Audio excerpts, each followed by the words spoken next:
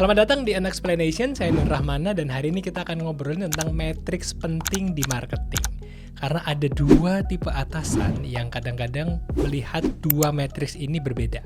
Yang satu selalu nanya, followernya udah berapa? Konten kita viral apa enggak? Nah itu kita sebut dengan vanity matrix.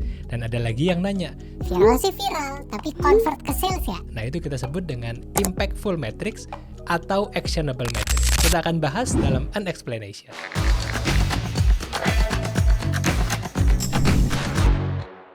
Jadi dua tipe pengukuran tadi itu sebenarnya keduanya diperlukan teman-teman marketers. Bukan berarti vanity matrix itu nggak penting. Vanity matrix itu misalnya adalah social media views, page clicks ya, website visit, habis itu impressions, virality yang kita bisa ukur dengan seberapa banyak yang nge-share, seberapa banyak komennya, seberapa banyak like-nya, reach-nya, impression-nya, dan lain sebagainya. Itu kita sebut dengan vanity matrix.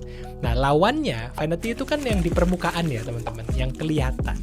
Lawannya adalah impactful atau business matrix atau actionable matrix yang kalau kita tabrakin ke objektif bisnisnya itu cocok. Yang kita tadi sebut dengan sales, leads yang qualified gitu, yang sedikit lagi mau beli, atau tadi paling gampang adalah penjualan.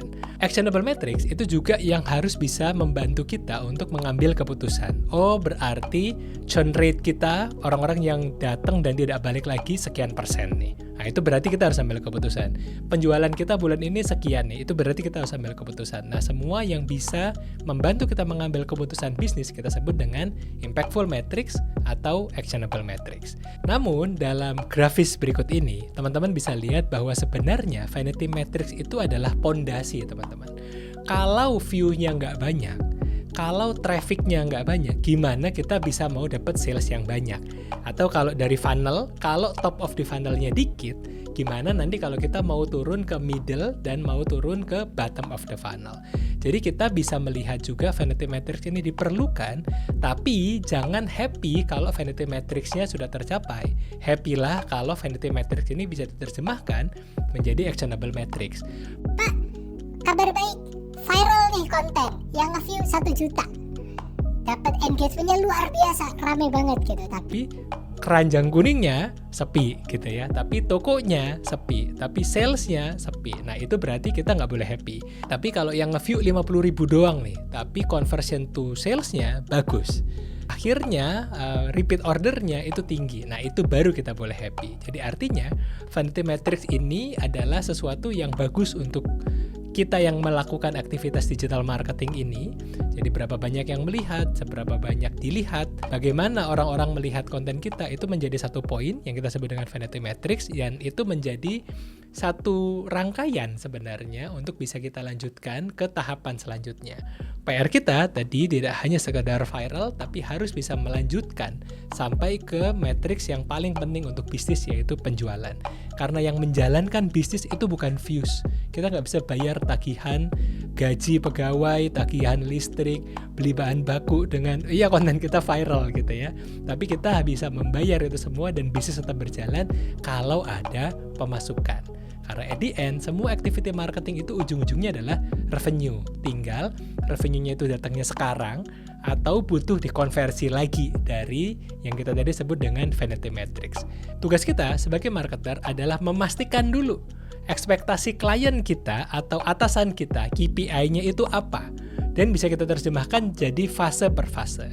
Kalau kita produknya baru sama sekali, ya kita ekspektasinya pasti vanity matrix. Orang kenal dulu sama produk ini, belum tentu jadi penjualan sekarang, tapi nanti.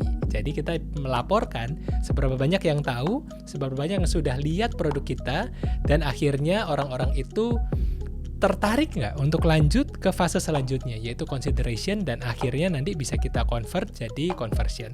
Jangan-jangan memang di awal fasenya kita baiknya fokus ke awareness dulu, jadi ekspektasi atasan dan klien kita vanity matrix-nya dulu yang harus tinggi. Atau memang dari awal fokusnya tidak terlalu fokus ke awareness atau ke virality atau ke vanity matrix, itu nggak usah gede-gede, tapi conversion rate-nya yang harus bagus. Nah, itu dia yang harus kita sepakati ya.